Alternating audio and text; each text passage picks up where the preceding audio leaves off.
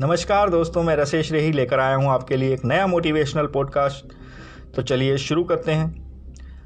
दोस्तों, हम सभी के जीवन में ऐसा कोई ना कोई वाकया ज़रूर होता है कि जब हमें लगता है कि अरे इसने मेरा अपमान कर दिया या उसने मेरा अपमान कर दिया।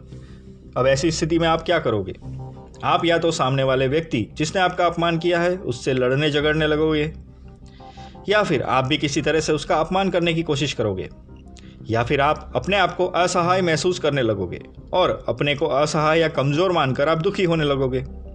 यह सभी चीज़ें हम मनुष्य के साथ होती हैं और यह एक स्वाभाविक प्रक्रिया है, क्योंकि हम मनुष्य हैं और हमारे अंदर जो चेतना है वो हमसे यह सब करवाती है। हम कोई अवतारी पुरुष तो नहीं हैं जैसे कृष्ण या बुद्ध कि जिनके लिए मान अपमान जैसा कुछ होता ही नहीं, या हम कोई पत्थर नहीं हैं कि जिसे आप कितनी भी लाते मारो या फेंको उसे कोई असर नहीं होगा, और या फिर हम जानवर भी नहीं हैं कि यदि आप एक बार उसके साथ कोई बुरा व्यवहार करो तो वो दोबारा आपके पास नहीं आए। वो भी दोबारा आपके पास आएगा यदि आप उसे भोजन का लालच दोगे। वो ये नहीं सोचेगा कि अभी अभी इसने मेरे साथ बुरा किया तो मैं इसके पास क्यों जाऊं। तो दोस्तों, हम मनुष्य ही क्यों अपमान होने पर रिएक्ट करते हैं और बुरा मान जाते हैं? क्योंकि यह हमारा स्वभाव है। बस तो हमें यह सोचना है कि यदि कोई हमारा अपमान करे तो हमें क्या करना चाहिए जो हमारे लिए अच्छा हो। दोस्तों, मैं आपको एक छोटी सी कहानी सुनाता हूँ। एक गांव का जमींदार बहुत ही घमंडी था।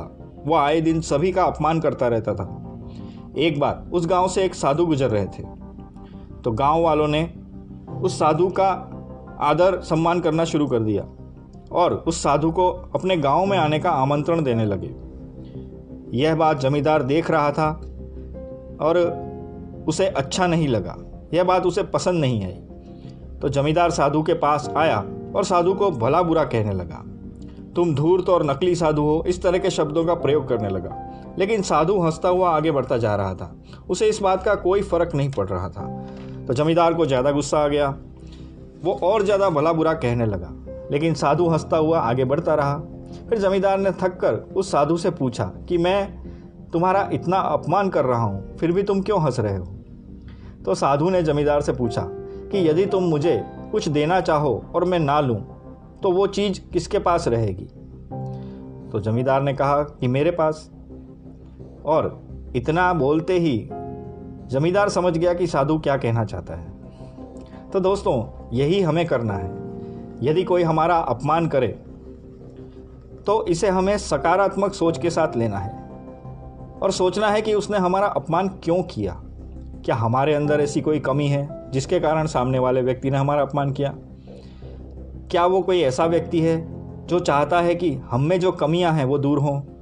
तो ऐसे अपमान करने वाले को हमें हमारा दोस्त समझना चाहिए। हमें अपनी कमी देखनी है कि हम में ऐसी क्या कमी है जिसके कारण उसने हमारा अपमान किया। दोस्तों, ऐसे भी व्यक्ति होते हैं जो बिना कारण अपमान करते हैं। उन्हें मज़ा आता है, उनका शौक़ होता है सामने वाले को नीचा दिखाना।